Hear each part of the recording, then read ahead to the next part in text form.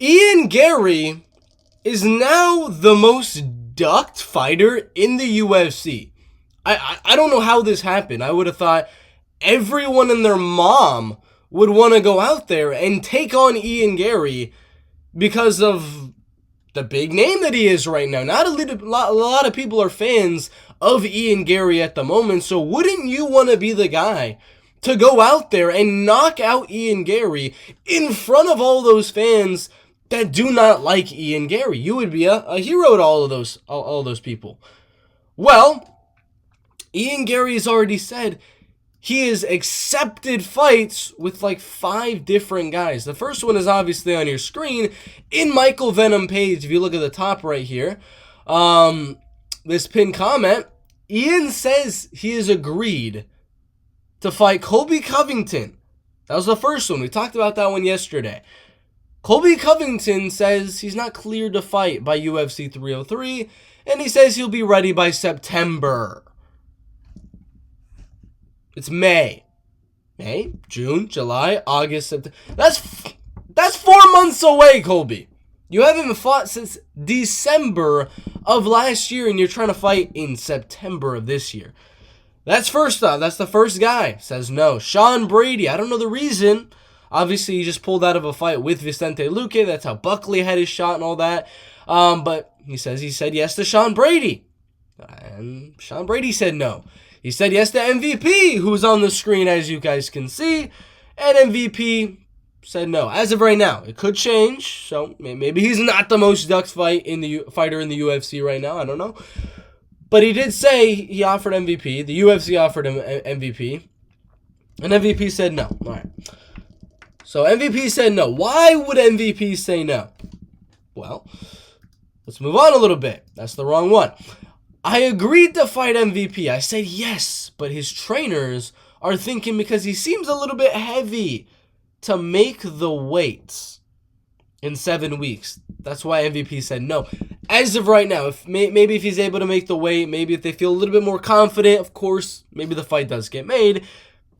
Today, when Ian Garry did this interview, which was earlier on today on TalkSport MMA, he said MVP and his trainers are saying they don't think he's going to be able to make the weight on 7 weeks' notice. I'm just saying. I've cut 30 pounds in a week. A week. And I walk around at 162 pounds. That was the biggest I was getting at, which is assuming this is probably where they're going to be getting at, is really, really big. And then they're cutting down like that. The biggest I got to was 162, and in 1 week I got down to 132. Michael Venom Page, to say 7 weeks is not enough time, he should be around 40 to 50 pounds heavier than 170. He should be in the 200s at the bare minimum. At the bare minimum. He should maybe be, according to this, I would assume 210. Something like that, 215.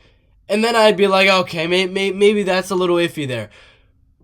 But 2 months, 7 weeks is a lot of time for MVP to make that weight. And again, I've told you, I've made weight in a week, 30 pounds. It was horrible. It was grueling. Yes, I look pretty slow on the scales, but if I had 7 weeks to make that 30-pound cut, boy, oh boy, it'd be very easy. I'm not saying it'd be very, very easy, but it'd be easy in the grand scheme of things, of all the other scenarios you could be walking in there. And why is MVP talking about the weight like that's an issue when first off, he's got 7 weeks, and when the other fact is he's 13 in the rankings. He's number 13 in the rankings. His only win in the UFC is 15 Kevin Holland.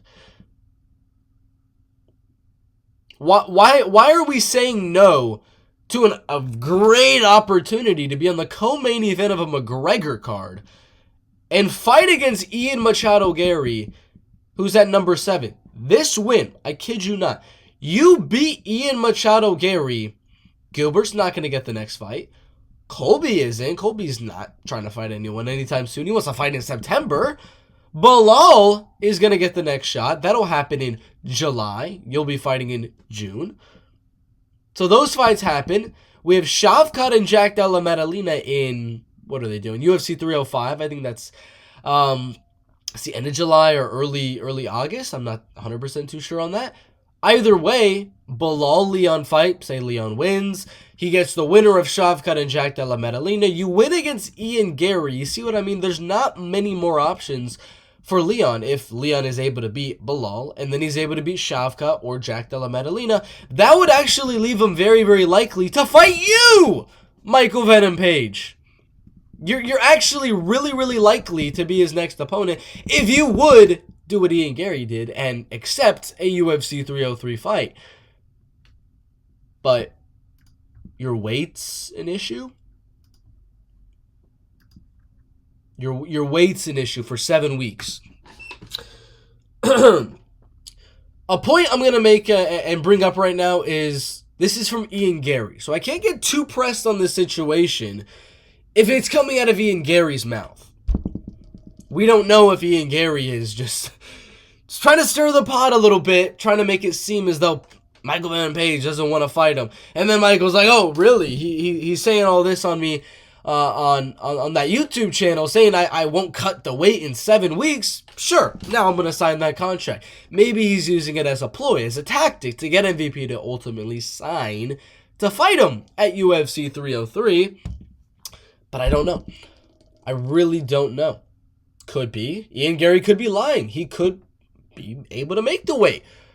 This could just be blabber from Ian Garry, but we don't know. That's another thing right there, though. MVP doesn't want it. Sean Brady doesn't want it. Colby doesn't want it. This is as of right now. Maybe MVP changes his mind, which he should. As I laid out for you, the UFC rankings, it's got a crazy opportunity to win one more fight and be in title contention. I swear to God. He wins one more fight, he's in title contention. Possibly even knocking at the door of being a backup fighter. Leon beats Belal. Leon fights Jack or Shavkat in December or January of next year. He has a right to ask, even propose, that he could be the backup for that title fight. That's how close that he and Ian Machado Garry are actually from a UFC title fight. They're both like 1 to 2 fights away from a title. Potentially one for both of them if they're able to win here. Because of, well, Usman's already lost to Leon. They're going to clear out one guy in Shavkat or Jack. He's already beaten Colby. He's about to fight Belal. Gilbert's coming off that loss. So he beats Belal and he beats one more. You're right there. Ian or Michael Page are right there knocking on the door for a UFC title. The last person, the last two people, I guess, he did say Nursultan Ruziboyev, if he would have won the fight against Joaquin Buckley, he said that would have been a viable option because it gives him a decent enough amount of time to return. But obviously Nursultan lost, so he also got offered the Joaquin Buckley fight, which Ian Garry did say he accepted. Now, this is one I'm hoping it shows here. Yeah. Here it is. Joaquin Buckley and Ian Machado Garry. Joaquin Buckley's from him himself.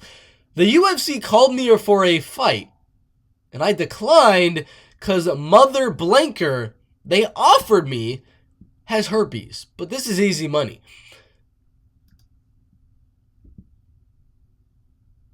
I mean, who else could he who else could he be talking about besides Ian Machado Garry? He's the only guy I really remember having herpes, because I remember these Big Marcel photos I used for my posts right here.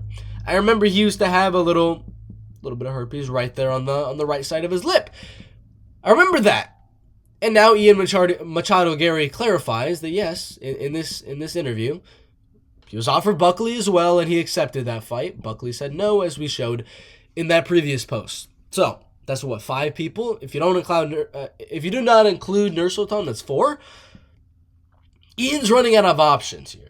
He's not going to fight Jack or Shavkat. They're literally not going to be ready until that later date for UFC 305. They're still recovering, both of them, from injuries and staph infection from Jack Della Maddalena. He's not going to get a Kamaru Usman fight. Doesn't make sense for Gilbert. Gilbert's not going to be ready anyway.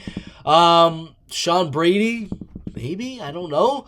Wonderboy Thompson could be, I guess. But again, he's going to go down in the rankings.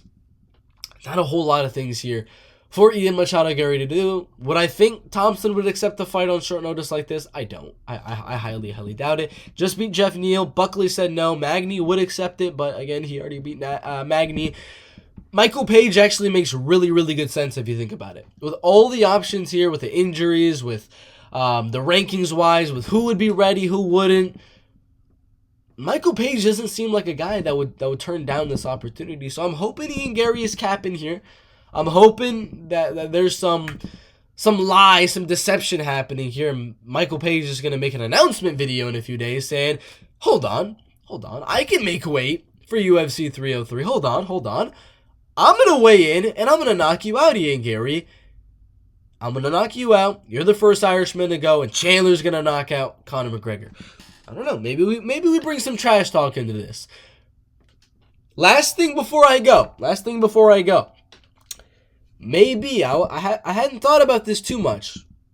Hear me out. Maybe he is saying, oh, I can't make the weight for UFC 303,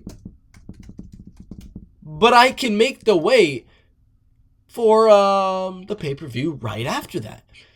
UFC 303, June 29th. UFC 304, July 27th. So it's a month away. It's a decent amount of time away, for sure. But what MVP could be trying to do, get this in his home country, Manchester, England. Maybe that's what he's doing. He wants this drama to happen with Ian Garry saying, oh, MVP's rejecting him.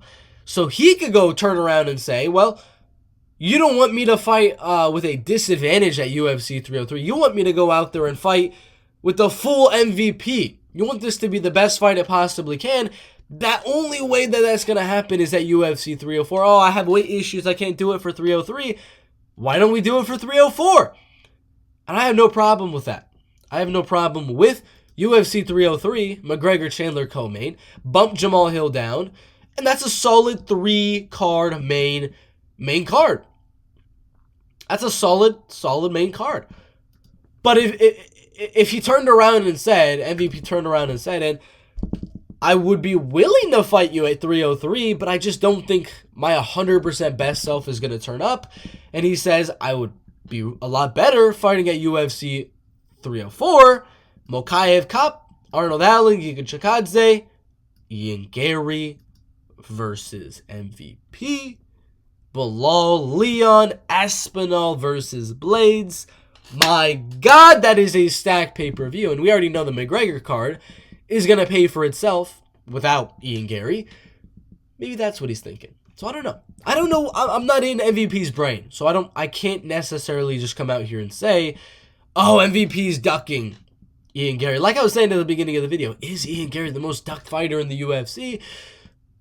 I don't think so. I think there's a lot of situations here. A lot of people saying Colby is ducking, which, yeah, I mean, he could have possibly been ready. He's able to walk. He's able to move pretty fine.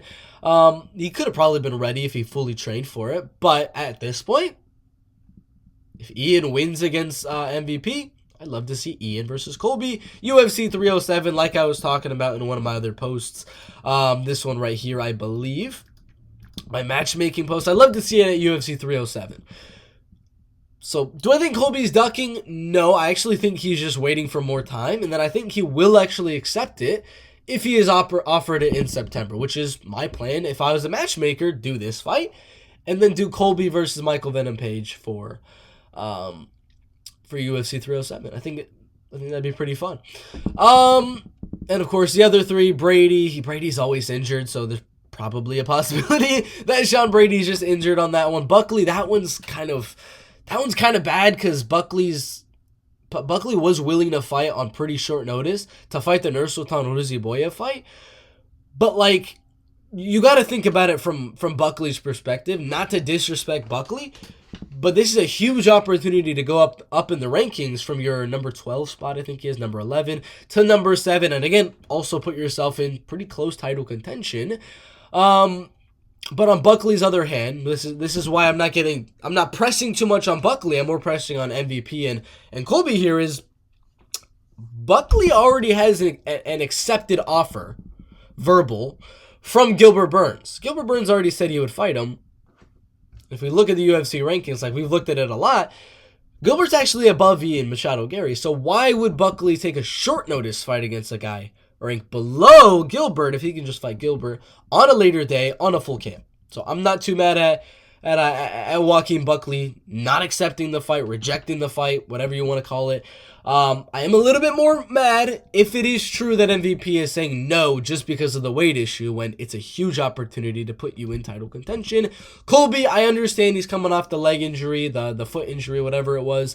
I think he would be ready, and I actually think he would accept the fight with Ian if he won this fight with MVP, and I think they'd put it on UFC 307 or one of those later on in the year pay-per-views. But yeah, I've been blabbing on too much. This video is a little bit long. Thank you guys for watching. Of course, go down in the pinned comment down below for all of my bets, videos breaking down my bets, a list of all the best fighters outside the UFC, and links on how to watch all of those fights. If there's no UFC on, you can watch something else for sure. There's a lot of MMA happening all around the world, and world-class UFC caliber guys fight with no audience. Let's be that audience. I'll give you the link to watch those guys, as well as my entire UFC ranking system. You can see lightweight rankings right there. It shows you up to number 5. We got Holloway at number 3 right there. I rank every lightweight in the whole UFC roster, and the same for every other weight class. So become a member. If you just want the bets, you can do that as well. But thank you guys for watching. We'll see you